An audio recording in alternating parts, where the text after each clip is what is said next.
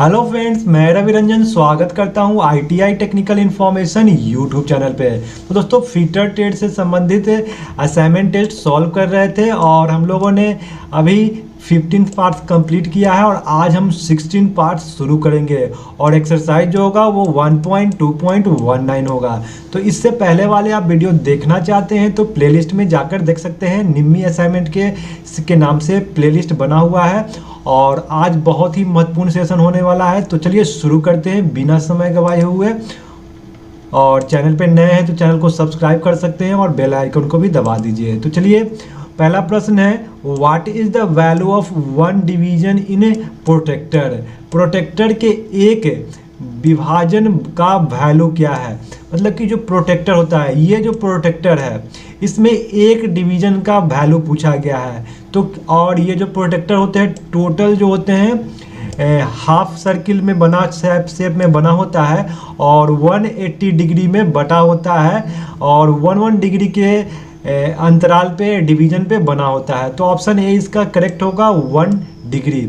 और चांद भी बोला जाता है और इंग्लिश में प्रोटेक्टर बोला जाता है। तो चलिए अगले प्रश्न पे चलते हैं। और अगला प्रश्न पूछा गया है कि यहाँ पे what is the inclined angle of angle AOB, यानी कि एंगल AOB का सम्मिलित कोण क्या है। तो दोस्तों, यहाँ पे ये जो है देख सकते हैं, ये प्रोटेक्टर दिया जो गया है, ये जो है यहाँ पे O है और यहाँ पे A है और यहाँ पे B है। ये एंगल पूछा गया है, एंगल AOB।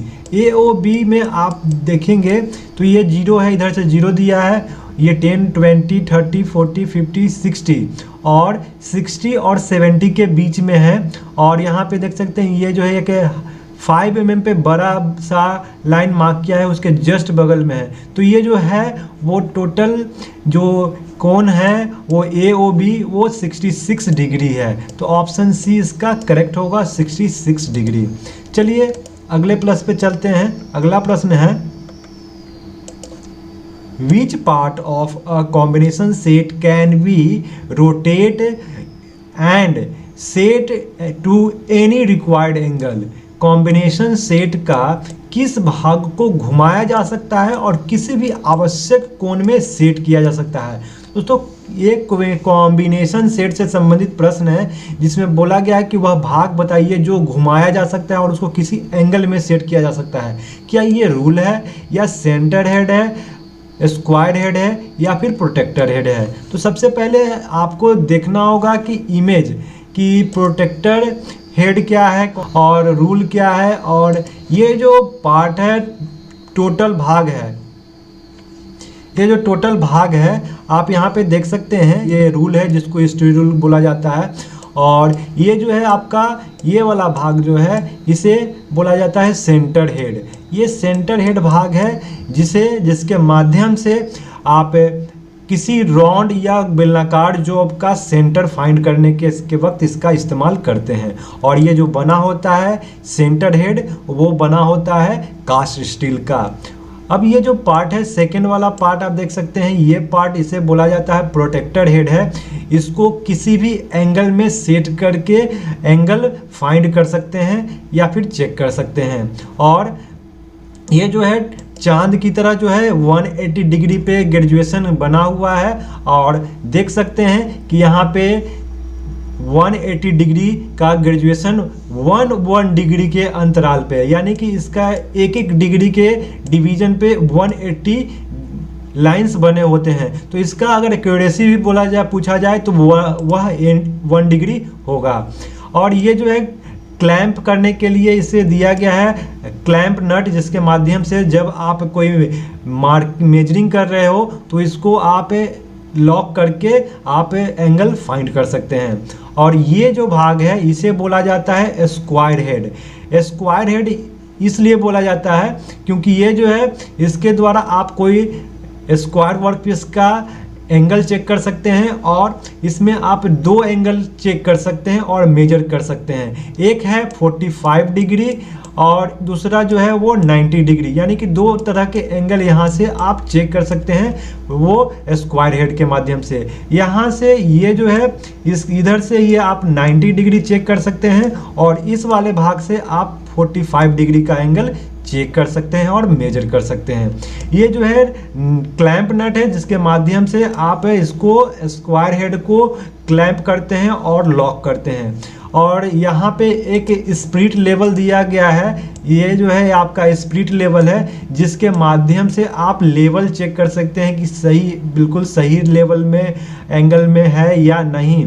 और ये जो भाग है इसमें स्क्राइबर है, जब लाइन खींचना होता है तो यहाँ से स्क्राइबर के माध्यम से लाइन खींच सकते हैं। तो ये पूरा कॉम्बिनेशन सेट है, इंस्ट्रूमेंट है जिसके इसमें कई भाग है जिसके माध्यम से एक सब अलग अलग पार्ट को एक रूल पे इंस्टॉल किया गया है, असेंबल किया गया है और उसी के द्वारा कई तरह के वर्क किए जाते हैं। तो ये काफ़ी महत्वपूर्ण पॉइंट्स थे कॉम्बिनेशन सेट के। चलिए अब जो है क्वेश्चन था कि किस भाग को घुमाया जा सकता है और आवश्यक कोण में सेट किया जा सकता है, तो वो आपका है प्रोटेक्टर हेड। ऑप्शन डी इसका बिल्कुल करेक्ट होगा।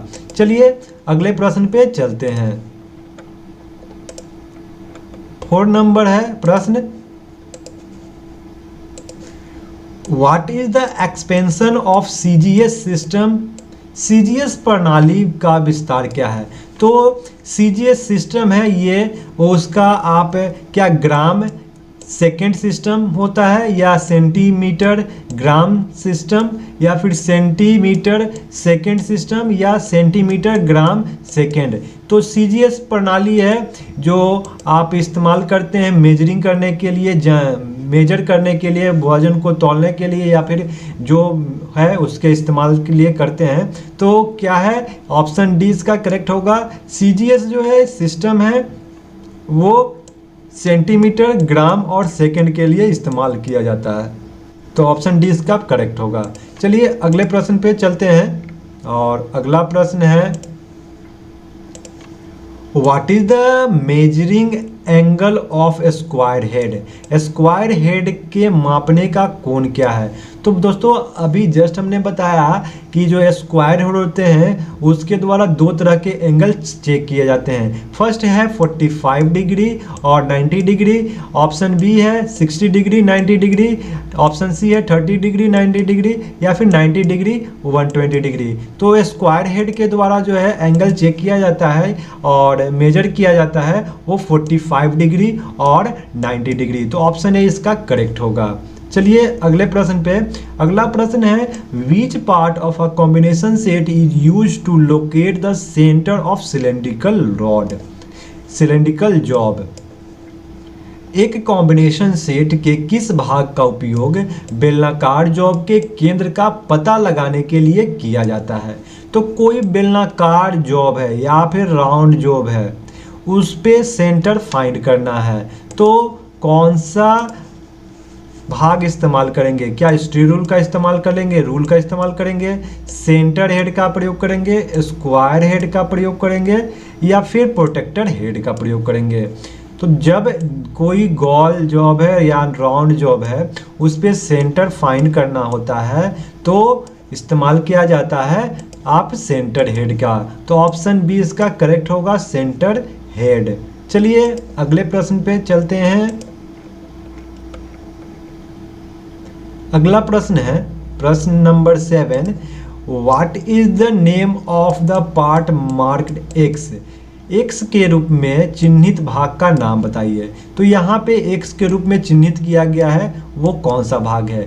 तो ये जो है आप देख सकते हैं ये रूल पे इंडिकेशन किया गया है। तो ऑप्शन ए इसका करेक्ट होगा, ये है रूल। और ये वाला भाग को बोला जाता है स्क्वायर हेड, ये वाला भाग है वो आपका प्रोटेक्टर हेड है और ये जो भाग है वो सेंटर हेड है। तो है दो भाग में बना होता है 45 डिग्री यानी कि टोटल ये भी 90 डिग्री के 45 डिग्री के बराबर में बना होता है सेंटर हेड वाला भाग।